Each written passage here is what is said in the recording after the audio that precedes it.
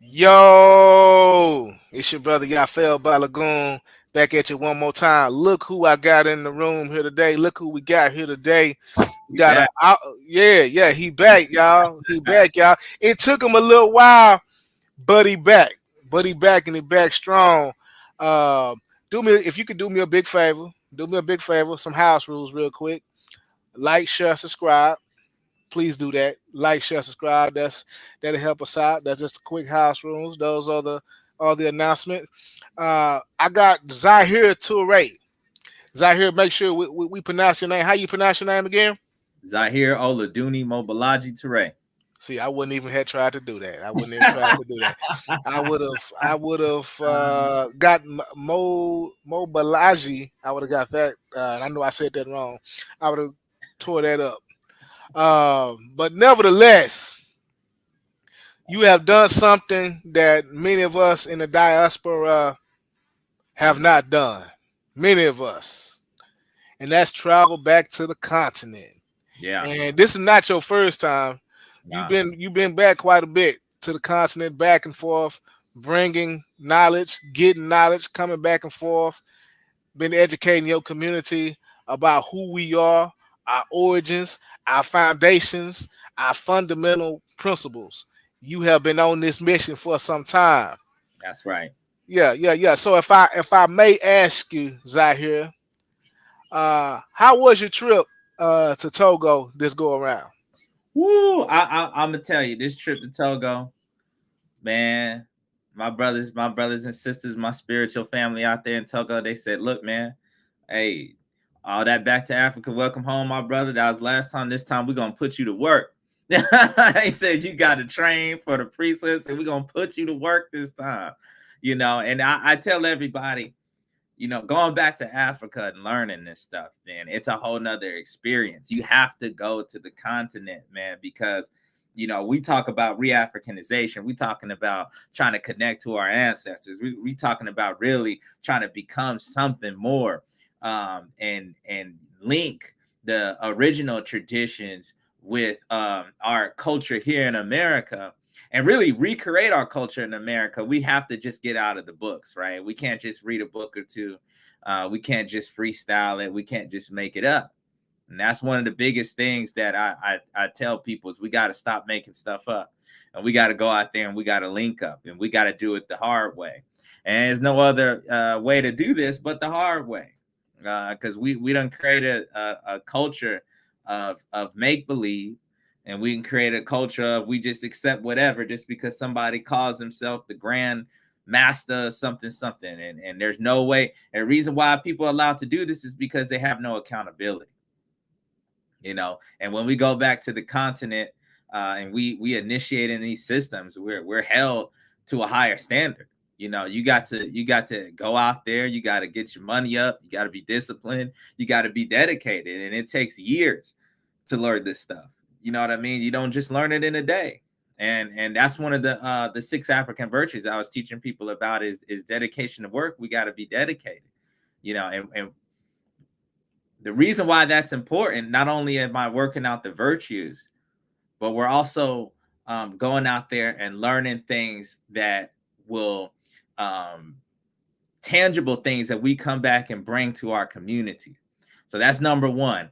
And the reason why I wanted to set this up in this way is because when we talk about our conscious communities and our revolutionary communities, one thing we like to do is we have our guns. And I think we got that part down. I know you got a history with that yourself. Well, people have gotten in guns and they go to the range and they practice shooting. And all of this is for one day where we have to survive, right? We talk about urban survival, or we just talking about what would happen just in case the shit goes down. How are we going to survive? How are we going to feed ourselves? Matter of fact, a big part of the movement is stuff like grow your own food, right? Because we're trying to be self-sustainable, and not having to depend on others to feed ourselves. And so when people ask me, well, what's the purpose, or what revolutionary characteristics does African spirituality have? I always like to say one of the most important thing is they teach you sacrifice. And what I mean by sacrifice, I mean an actual physical sacrifice. I'm talking about one of the first things I did out there. as I had to start sacrificing for the spirits, for the deities. And I'm talking about everything from chickens to goats, all kind of stuff. We had to sit down there and we had to sacrifice, man. We had to learn how to. First of all, we had to learn how to properly cut the chicken in the right way to drain the blood for the spirits. After that, we had to learn how to pluck the chicken down. We had to learn how to take the feathers off, and then we had to learn how to. I had to learn. They knew what they were doing. So, I've done it a couple of times here in America, but they were experts out there, man. So they were teaching me exactly where to cut, how to skin it. We take out certain organs and we give it to the spirits, and then other ones we cook and we feed the community. And one of the most important things I was thinking about when I was out there doing this stuff was like, man, this is something we need to learn in our communities because, we can learn how to hunt, and then we can learn how to prepare our own food. And ain't nothing more in line with our revolutionary ideals than that, right? Being able to get food and prepare it without necessarily having to depend on the state, right? So we're going back to a type of self-sufficiency in our communities, right? And then another thing that taught me was appreciation, right? Appreciation for the spirit world, right? And what that teaches us when we sacrifice these things, we don't just kind of sacrifice it and throw it away and just say, hey, here you go, here's the carcass, we throw it out there. Every bit of that animal is used, and I'm telling you, I had to break open a goat skull, man, and take the brains out. I'm talking about, it was some real stuff, you know what I mean? And every part we had to take it out, and we had to skin. Every part was used. Everybody, the beautiful thing is how the community comes out. People come and help. Everybody gets a function, even if somebody's just sitting there fanning the heat. And basically, it reminded me of, honestly, was a damn barbecue here in America, man. I was like, Looking good. I was like, the way that we could really re-Africanize ourselves is not to try to copy every single thing, but how would we do it here? I'm thinking, man, after we sacrifice the animal, you throw on a game, you throw on a damn Super Bowl, and or you listening to some music, and you sitting there chopping up chickens, and once everybody's done, you handing out the food, after you barbecue and all of that other stuff. So that's what it just reminded me of, man. It reminded me of just sitting back and enjoying people coming together. So that was one of the things I really appreciated about those times. And the goat was a lot harder to prep than the chickens. It's certain techniques that we had to do for skin, like I said, for skinning the goat and taking off certain aspects. It was a lot of real training, man, and I'm happy to go out there and do those type of things and come back and try to go fly out to Dallas and see if we could do it together out there. You know what I mean? Gotcha. I got one question that comes to mind, that just right offhand. I'm having a conversation with another brother that I have here. Mm, I call him. He calls himself Country Black Guy. So I've had him on this platform with me a couple of times, talking about yeah. ATR or whatever. Um, and we always kind of go back and forth on WIDA. Um, and from my understanding, WIDA was like a slave trading post, Mm. whereas Europeans set this up and were able to get black folks, Africans, if you will, over to the New World or through the triangle slave trade. My question to you, and I kind of saying this to kind of challenge myself, really. What part, if any, do you think that Africans, black people, Moors, Hebrews, whatever we define ourselves as, Native American Indians, we got to say that too for those that follow that. I'm just trying to be. What part did we play, if any, in that process in the slave trade, and especially coming out of WIDA? So we know one thing we have to understand is that slavery, you had domestic slavery that was going on, right? So you had warring tribes in that was going on in the continent, inter battles, and you also had it internal domestic slave trade. But we know the domestic slave trade wasn't the same as the transatlantic slave trade that developed. The transatlantic slave trade was a triangular slave trade. It was globalization at that point, that early point of time, right? And you had Europeans coming in and other places coming in that was fueling this new economy, right? This new economy that was kicking off and really depleting much of the labor bodies, right? The physical bodies was leaving. I mean, people were really getting out in these exponential rates, and that's one of the things that Walter Rodney talks about in his book, How Europe Underdeveloped Africa, was how the slave trade really took the labor power out of West Africa. It was so devastating. But my point here is that it was a global economy that that fueled some of the ruling classes wherever the slave trade was happening in the West. So when we're talking about what role did Africa play, we have to understand the role that ruling classes always play, right? When ruling classes have these economies where there's certain people in power and they feel like they have to continue to make this money, they're going to sell out let's just say a lower class of people. This isn't anything unique, towards Africans. This is how the world was working. And so, there was resistance efforts, of course, everywhere that was going on. Of course, the story of my people, the Awe, they took off, right? They took off from these places, from Oyo and Owita and all of these places, to go and form their own enclaves to get away from the slave trade. But the part we played, I don't. In a sense, I say it's not anything abnormal, because all you had was an economy that developed. There's people today that are involved in sex trades. That's a form of slavery today. That's going on in America. A lot of people, sometimes when I hear people make that argument about, well, Africans did this too. I hope they're this enthusiastic about ending the sex slave trade that's happening, or the human trafficking that's happening today. But this is an economy right now that's happening. It's a informal economy, the criminal economy, but it's happening where young girls are being sold. I hope that they're very adamant about ending that form of slavery. You also have this slavery called the prison industrial complex that's going on. I hope they're very adamant of destroying the prison industrial complex that's going on. And I mean, you have jailers, right? You have judges, you have lawyers, and you have police officers, you have city councilmen, you have mayors, and you have governors who are all Black, who also are participating in keeping that alive, right? Why? Because when you have a prison industrial complex, you have a complex of making money, and prisons can help invest in the economy of a particular community. So I hope people are involved in these abolition efforts, right? But it's an understanding that we should always be with the people, and always try to think about ourselves as an ongoing struggle to decentralize. This is why I'm a decentralist.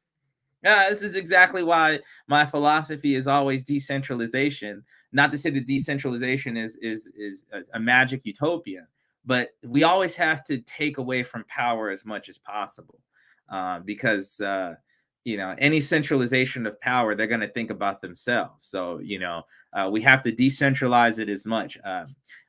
If it was decentralized, I think it would be harder for them to have continued this slave trade, continue the transatlantic slave trade in the way that they did. You have to have a hierarchy, and you have to have a system that perpetuates itself off of whatever it's doing. Decentralize it's harder to control these forces. So, of course, so to answer your question plainly, yeah, I mean, there was a role that people played, just like you got house Negroes and field Negroes today, and what the house Negroes play in undermining our revolution here in New Africa land, here in America. So, yeah, that's how I answer that. Gotcha, That's gotcha. That was that's a actually, easy question for me. yeah. You gave a really good answer too. You gave a really good answer. A really good answer. Hey, I was talking to the professor on that one. Seriously. Yeah. So you was mentioning something Mm, offline to me mm, that I think is worth talking about, and I think you was kind of already leaning towards it. You and just correct me if I'm using the incorrect terminology or I'm not saying exactly as you were saying it.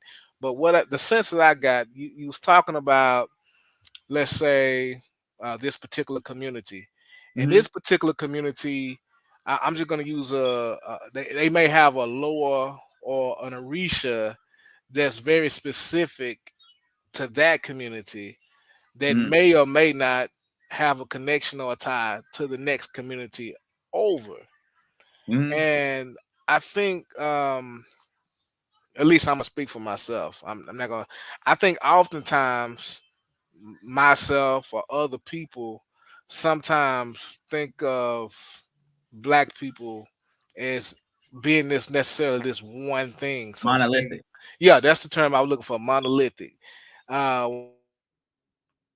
When actually it's a bunch of different things, maybe mixed in, so to speak. And so if you could elaborate on that a little bit, what you was meaning by that. I know we spoke offline about it, but elaborate for me if you could. Yeah, so these are some of the issues that plague Pan Africanism and Afrocentrism. The fact that Africa itself is not a monolithic thing. Now this argument is very complex. It can get very complex because you know in terms of philosophy, is there African philosophy? People usually say, oh well, Africa is not monolithic, but then we have notions of Western philosophy and we got notions of Eastern philosophy, right? So, why couldn't there be a notion of African philosophy? So we have that going on, and we have Shankan Diop, right, who put forth an effort, I believe, to unify Africa with Kemet. Again, it's my personal feeling that I think he had the intention of unifying Africa, and wanted to do so by how Africans tend to unify, which is saying, look, we have a common ancestor. In this case, the common ancestor was Kemet. And so there's a beauty in understanding the similarities of African people. Uh, but there's also a beauty in understanding the unity in our differences. All right. African people are different. You got Zulu, you have Ewe, you have Yoruba, you have Fan, you have Ajad, you have so many different, you have Temni, Mende. I mean, you have so many different groups out there who have their own cosmology and their own language. And a lot of time, really what happened was when Europeans came with the scramble for Africa and created these colonial borders, what they did was they created these artificial states that forced people together and actually separated groups, such as the Awe. This is what happened when half of them are in Togo and the other half are in Ghana, for example. So it split people away from each other. And then they had to kind of come under these new identities of the state that currently exists. And so what ends up happening is a little before this happened in Africa, we over here in the diaspora, Du Bois and Edward Blythe and all these other folks who were early Pan Africanists, they were like, hey, we don't see these differences, right? We're over here in America. We're all getting treated as blacks. We see ourselves as needing to unify. You guys need to unify on the continent. And I think if we take over those states, as it developed a little later, I think if we take up those states and just unify and get over your differences, it would be that easy. But we didn't have an understanding that brothers and sisters on the continent didn't view themselves as the same, just like Native Americans don't view themselves as the same, right? Seminole is different than Cherokee, for example. And nobody ever says, well, why don't y'all just come together? Y'all are all Native Americans, right? There are differences.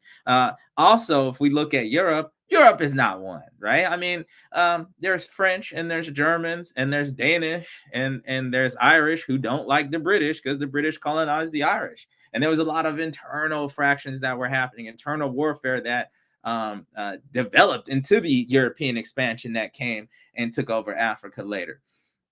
So diversity is a good thing, right? I'm saying this to say that um, even going back to look at different deities in the Awe culture, we have Guru Vadu, the kola nut deity that comes from the Hassa, and I think from maybe the Hassa that was in Ghana. That's a particular group, and the beauty was that, hey, you got a deity that we don't know. So hey, if we're coming together, show me how your deity works, and maybe we can exchange. Maybe we can give you a deity. And that was kind of an early form of Pan Africanism, in my opinion, was just understanding our differences and coming together in spite of the differences, not suppressing the differences for a monolithic thing to say we all need to unify.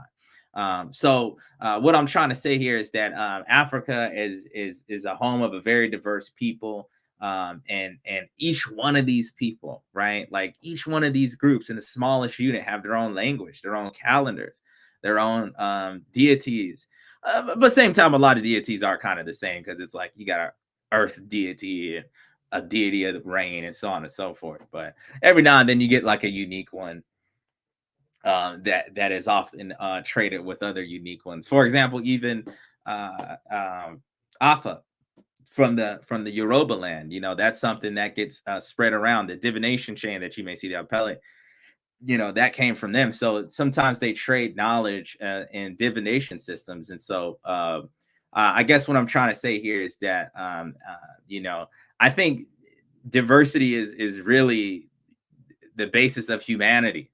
I think if we look around the world, there's everybody.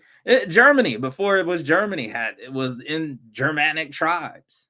You know what I mean? And so it's like it's I think we have to remember that, but before we kind of think about everything in a monolithic sense. At the same time, I want to give respects to um, um, people coming together to form strong empires. But I'm a person of decentralization, right? I'm a person who's always going to promote decentralization for the very fact that I said I'm always paranoid over people in power, because the more people you get, and the more hierarchy and it becomes, and the more power is centralized, uh, you get people who are drunk with power, basically. So, but I hope I answered the question, man. You did. Yeah. Definitely did. Uh, Let me see. What I want to ask you, just Mhm. give me 1 second.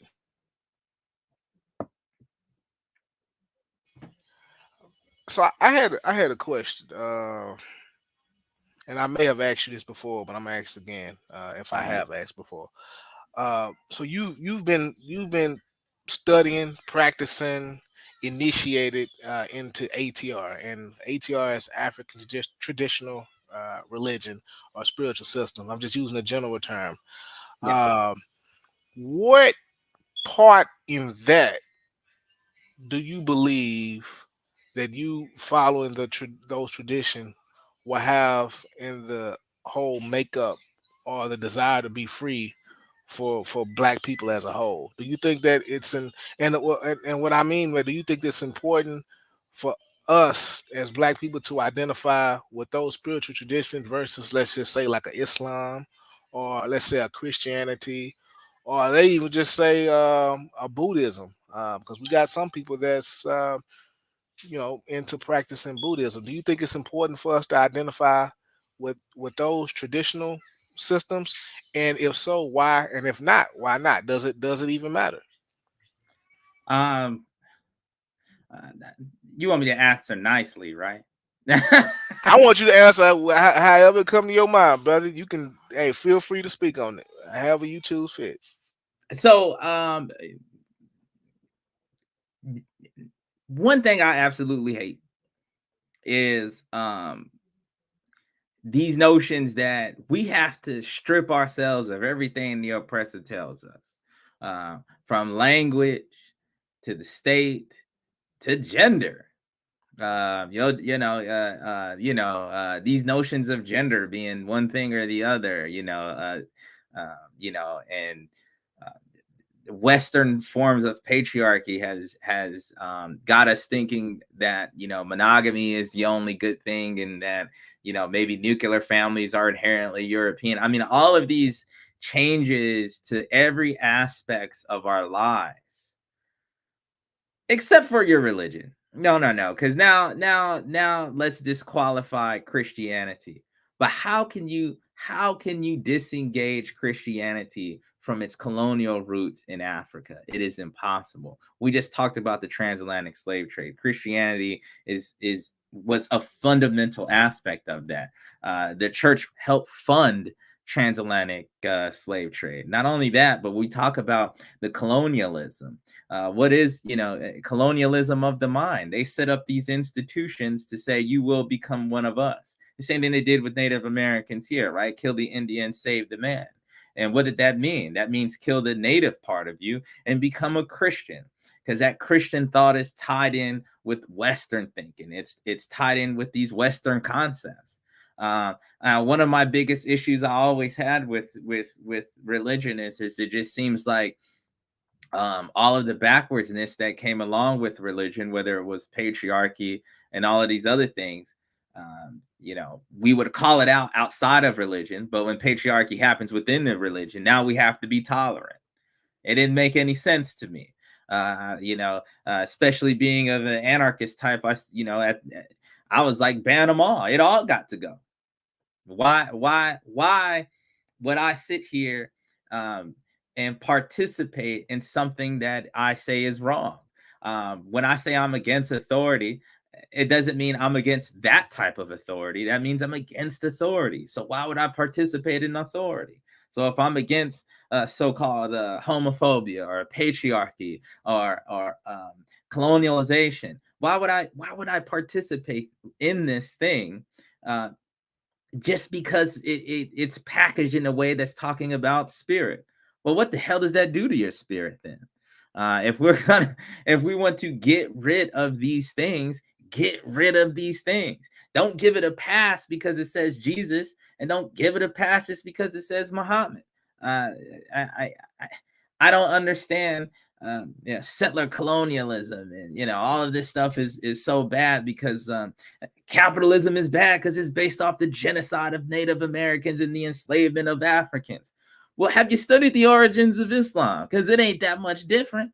But do you let it go because it would happen a longer time ago and you're kind of removed?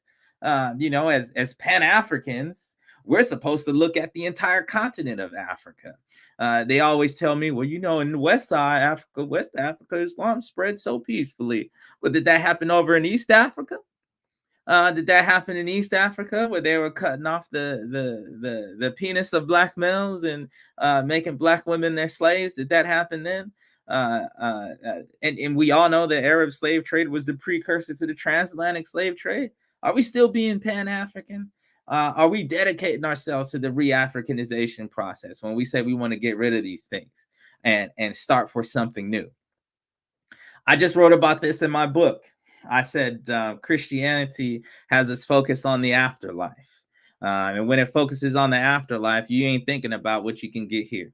You're not thinking about the struggle here. You're not thinking about liberation here because you're too busy worrying about how you get to heaven. And you're too afraid to do anything bad because you're afraid of hell. And we say we got to keep these concepts. Well, hell is a made up concept. It don't exist because hell don't exist in voodoo. You put all your problems on a devil. A devil don't exist in voodoo. And in voodoo, they say, how do we get our stuff in the here and the now? Your ancestors are here to help you in the here and the now. The spirits are here to help you in the here and the now. You're here to realize your destiny in the here and the now. And our destiny is to be free as an African people. And those spirits are going to help us get there. We talking about decentralization again. There is no hierarchy in voodoo. People try to come around and call themselves supreme, this and that of the entire voodoo pantheon, and people laugh at them all the time. Get out of here. You're not going to run that over here. But when we get with this Abraham traditions, what you have is a monolithic thinking, a one truth. And my truth is the supreme over everybody else's. And if you disagree, off with your head. If you disagree, you gonna die.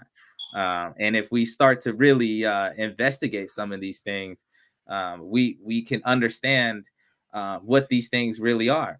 You gonna say something? No, go ahead. Continue. Oh, okay, okay. So what I was gonna say is, Malafi Asante called Islam Arab nationalism, and I don't see it as anything else. You know, Hey, I wear this red, black, and green kufi hat, and I went to the airport, and all kind of Arabs coming up to me talking about "Salam alaikum, brother. Do you speak Arabic?" You know, it's like, no, I don't speak that. You know, but my point is, right, is that it belongs to them. It's that language and that culture that's being perpetuated. And what is that culture? That is a culture of patriarchy, a culture where women, you must cover up, and so on and so forth. Do we want that for us? When we look at our cultures in Africa, it's a decentralized way of living, and women, right, are free to be priests and you know, dress how they dress. You know, would do these things are much deeper than just the outwardly practice that you see with just necklaces and kufis. They also underline an entire way of life, right? And I think those Abraham traditions, the way that they sprout out, the way that they came into existence, was that of bloodshed. It was that of a conquering nature, right? And hey, for those who say, well, you got to conquer and that's what you got to do.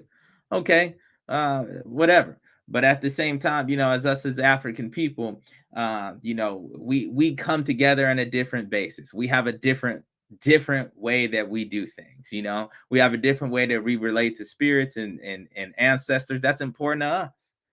And if we understood that, if we understood these spiritual traditions, then what we would stop doing is stop identifying with the things that we are against, and we can start identifying with the things that we are for, the things of who we are.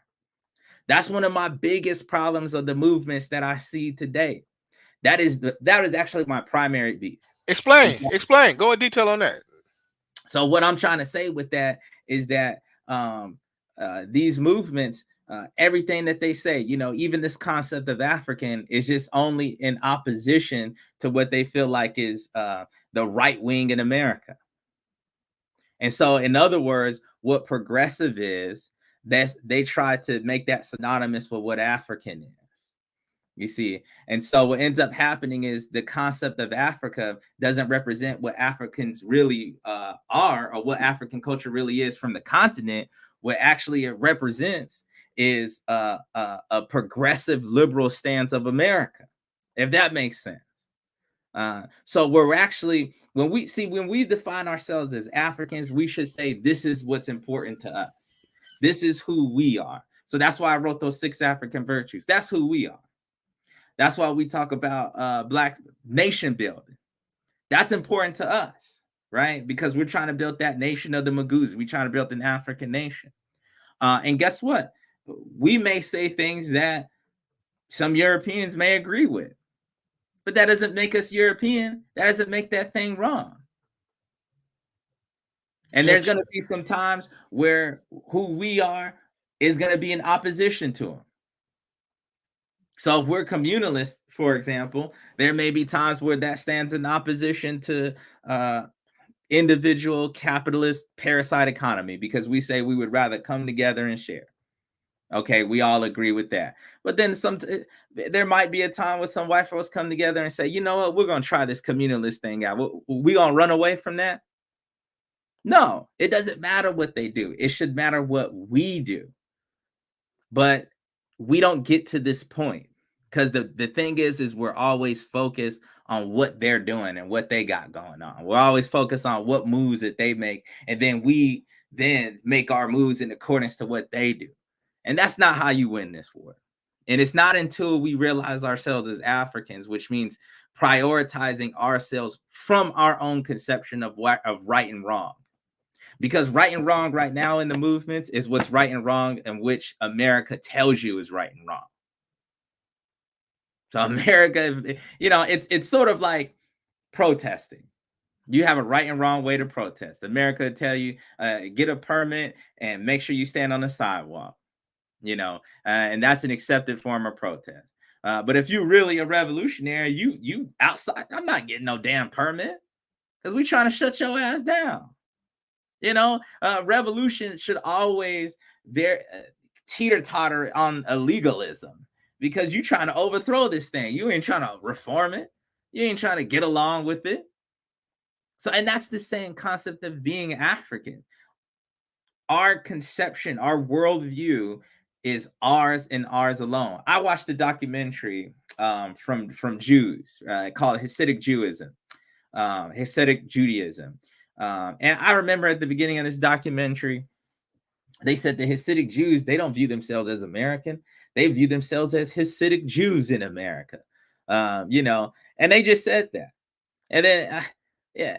And then they were talking about, oh, it's really hard for people to try to come in here and convert to what we do because you basically got to be a Jew.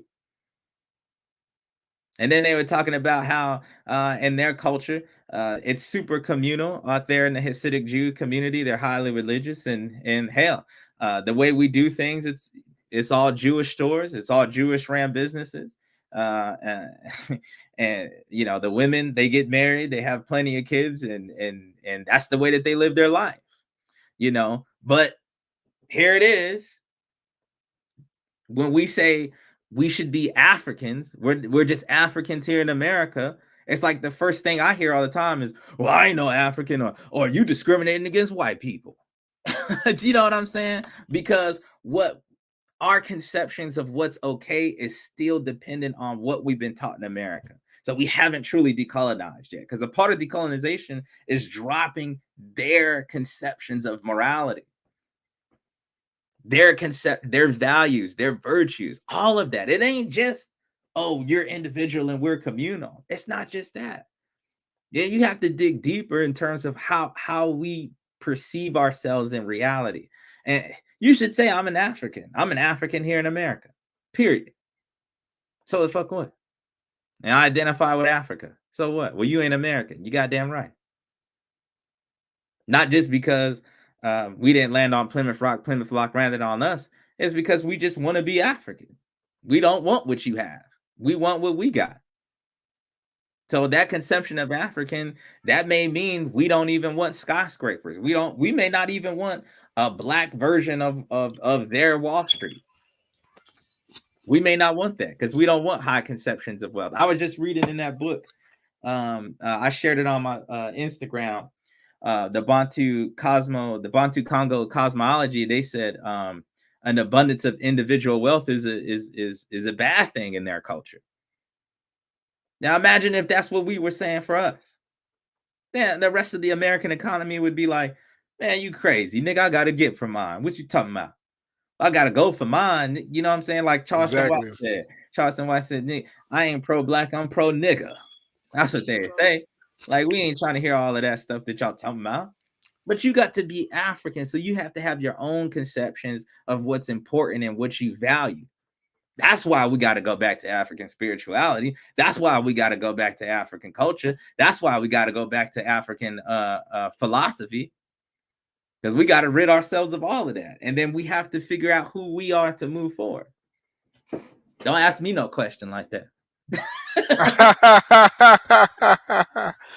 Oh man, you know what? You brought up something. You was talking about Israel and whatnot. Yeah. And one thing I thought was interesting is that there's actually a population of Africans or black folks or whatever you identify yourself as. It's actually a population of us in Israel, right? Mm-hmm. And I'm not, well, I should let me correct myself. Not just in Israel. I'm really speaking on Palestine, right? Yeah. There's a population of us that's in Palestine, on the Palestine side. Mm-hmm. And just like a number of different places around the world, that particular population, they're not thought of as positive. Mm-hmm.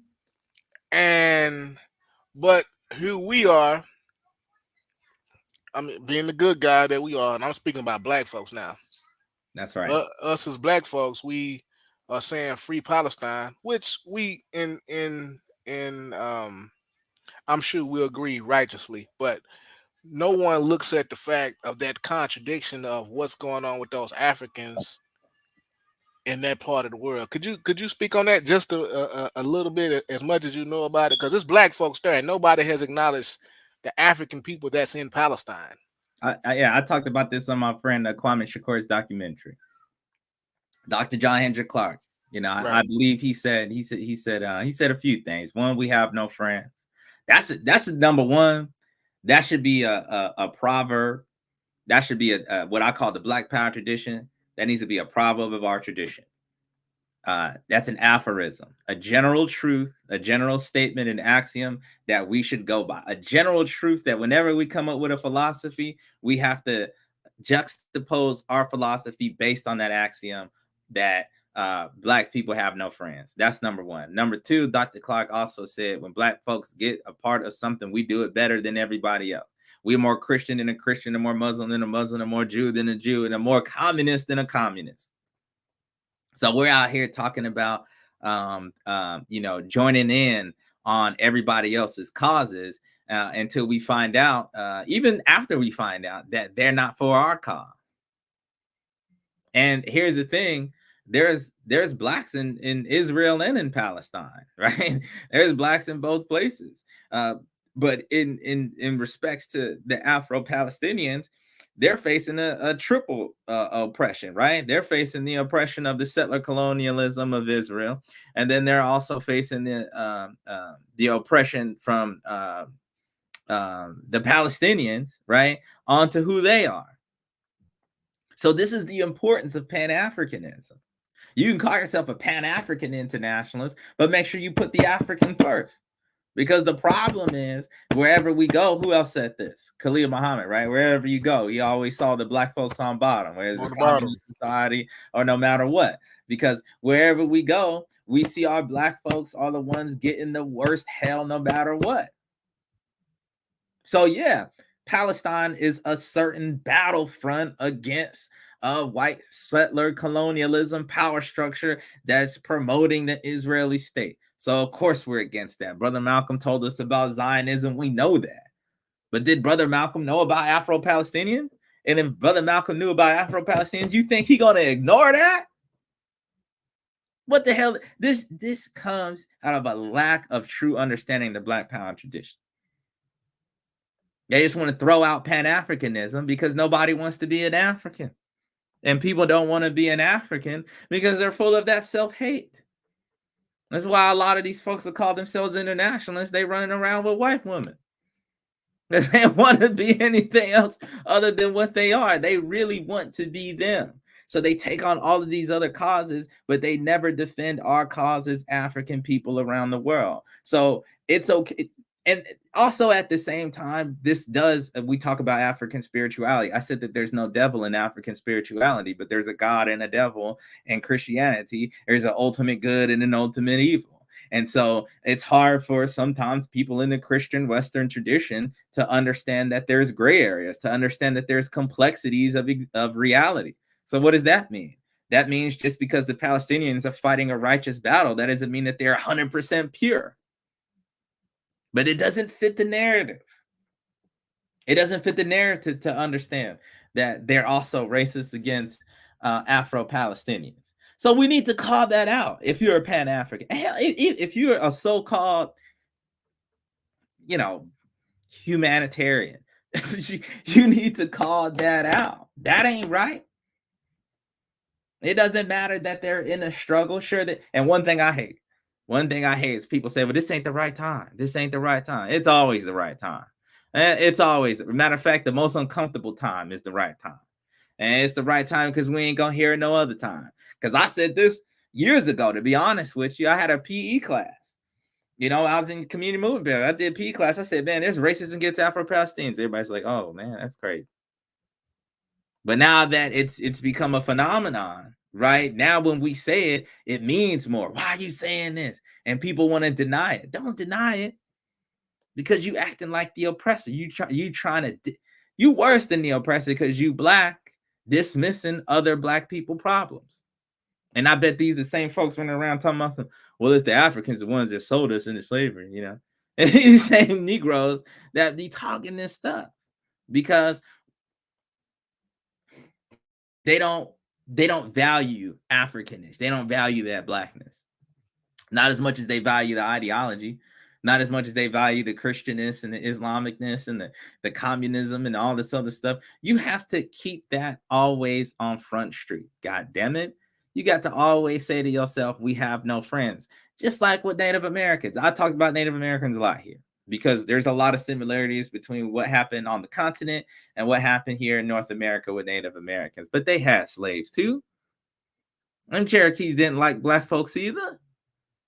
They had black slaves and didn't like us. There were some groups, Seminole, John Horse, and people kind of got along. But I think his mother was a slave. I think. I have to fact check that. But what I'm saying is, some of the native groups of people had slaves. Would you think this because they were another oppressed group that we all just gonna get along and like each other? That's why Garveyism is important, right? Because he talks about power. That's why, like, we have to get rid of these silly little notions about everybody just gonna get along. That's why I like decentralization, because everybody ain't got to get along. That's why I like anarchism, because it says you gotta be free, and people gotta be free. But guess what? You ain't gonna be free to oppress me, because we gonna stand up and we say we ain't gonna take that, and we should unify on the basis of that. You want to talk about on the basis of oppression? People, this is another thing. Yeah, feminism come in. Hey, black women, black men oppressing you. Come here with these white folks. Hey, gay blacks. These the blacks hate you, man, because they straight blacks hate you. Come over here with us. Just fracturing our black nation. Just to turn around and have that white woman call you a nigga. Just to have the white gays gentrify your neighborhood. Just to have the Afro-Palestinian say you ain't a real Palestinian, you're a black Palestinian. Just to have those Arab Muslims, I forget the word they call us, man. I think it's kafir or something. It's slaves. Kafir, yeah. Kafir, you know what it is. Hello, people. You have no friends, but it's we gonna constantly hear this because we forgot what being a black nationalist means. We still got this notion of socialism, but we forgot the nationalism. We forgot to be black separatists. And that's what I say in my book at the end of the day. I say I'm a black separatist, separatist then, separatist now, separatist tomorrow, because we have to have our own nation. And we have to be disliked by them. No, I don't want to be your friend. I don't give a damn, because I don't want nothing from you. And if we're gonna get land, we're gonna take that land. We gotta start thinking back to these roots, back to the roots of we gonna be by ourselves. We are on community. That's communalism. We rock with each other, and if it's gonna be tough, we're gonna work it out together. But we ain't thinking like that. We ain't thinking like that because we get too convinced by these other ideologies. We feel so compassionate about the world who don't feel compassionate about us. That's the problem.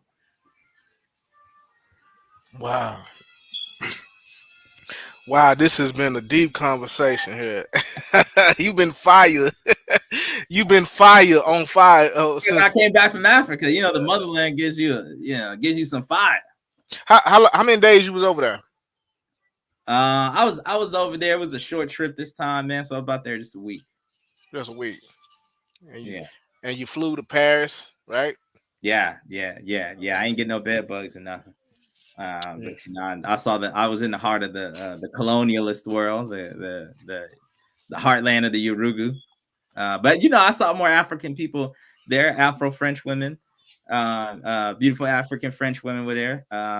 There was some brothers from Ghana who Comment ça va? Comment ça va? Tu as quel cours? Tu as quel âge? Tu as quel âge? Hey, they was out there, man. I said, look at our black people everywhere, man. So that was the best thing I thought from the trip, man, was kicking it with so many different black folks. There were some people from Ghana that were out there, and people, no blacks from America, but there are people from the continent who immigrated over there, and people who are a couple of generations deep that I talked to, So let me ask you. So when you landed in Paris and you first spoke to someone, did they do you think they assumed in their mind that they knew you was from America? Oh, that's a good question. Everybody thought I was Muslim, more so. So they kept asking me like, "Do you speak Arabic?" And that's what they kept asking me. I don't know if they thought I was from America or not, because they were just so fixated on me being Muslim. They was like, where one dude was like, "Where are your ancestors from?" You speak Arabic. They kept asking me that. So I think most of them probably thought I was from. If I was from America, I was Muslim, I guess, or maybe from an Islamic country. They was wrong as a mug, right? They was wrong as hell. did you correct him? I had conversation. I said, no, I'm not Muslim, my brother. I said, no, no, I don't speak Arabic. I said I don't really do any of that, and but it wasn't a deep conversation or nothing. Right. That's Yeah, interesting. yeah. That is interesting. Interesting. Well, we appreciate you have look at my son's playing in the background. You done gave us some shared with us some great information. We appreciate you for that. So we appreciate you for your time. Any closing thoughts as far as your trip and how it's important for us as Black people, African people, whatever we define ourselves as, whatever you define yourself as. I'm not trying to miss nobody. Uh, Uh, well, why is that important to go back physically and more and as well as spiritually? you gotta love who you are, and you gotta love what you got. I one dig I'll take at some of our people. I don't like to take too much shots, but I think sometimes we want things to be perfect. We want Africa to be where Europe is at, before we go back, and we want things to be good before we think about connecting. You gotta love where you at. You gotta love your people, and you gotta go out there and spirit your people. Period. First, this is the first country I went to voluntarily. Right? Was West Africa. You know, um, you know, and I just really wanted to experience that for myself. And you got to go out there and uh, really know the people and embrace your traditions. Don't glorify other people. I had a good time in Paris. I ain't gonna lie. I had a good time. It was fun. You know, but don't glorify what they tell you to glorify. God damn it. Because our brothers and sisters from the continent, no matter where they from, Nigeria, Ghana, Togo, Benin, no matter how bad the country is doing, they say that's where I'm from. And we gotta take that mentality. We used to have that, right? That was what hip hop was about when it first started, right? Say I'm from the Compton, I'm from Watts, I'm from Brooklyn, and at those times it was like you from that poor area. And it's like, but this is where I'm from, DMC. I'm from Hollis, Queens, and stuff like that. So we got to just get back to that in terms of culturally and being African. Because doing all this other stuff, Native American and Hebrew, you look like a fool. You ain't Hebrew, you ain't Native. The Native Americans enslaved you, and you think you better because you Native. You might as well just call yourself white and get it over with. You just don't want to be something that somebody told you was bad. How you gonna be free when you can't appreciate yourself and your culture? So do that. I'm pretty sure everybody had a happy Kwanzaa. I didn't have to take out too many people. Uh, I saw a couple of posts. I saw a couple of posts on there. I saw a couple of posts. I didn't have to take out too many though. I think it was a good Kwanzaa. And look after the book, man. The book is still coming. I'm just taking my time, and that's about it. Gotcha. Well, peace, power, and prosperity. If you all can do a big favor, if you can like, share, subscribe, and if anybody see this, just do your boy a favor. I'm just a struggling activist over here, revolutionary over here, and just been doing this for a long time, and grateful for folks like Zahir that takes his time out and shares his life story, his information, his experiences, his virtues, his values, and his organizational skill with us. So we appreciate him. We definitely want to have him back in a week or two to talk about something else that's dealing with the continent. Because obviously, when you hear him talk, he's more like a professor or a teacher more than anything. So we have to try to use that as much as we can and exploit that skill that he has for the benefit for the collective. So Okay. we appreciate you much. Like, share, subscribe. Peace, power, and prosperity. And appreciate you yet again, brother. All right, man. Appreciate you coming in. Let me talk. Let me ramble. All right, bro. Till next time. All right. Peace.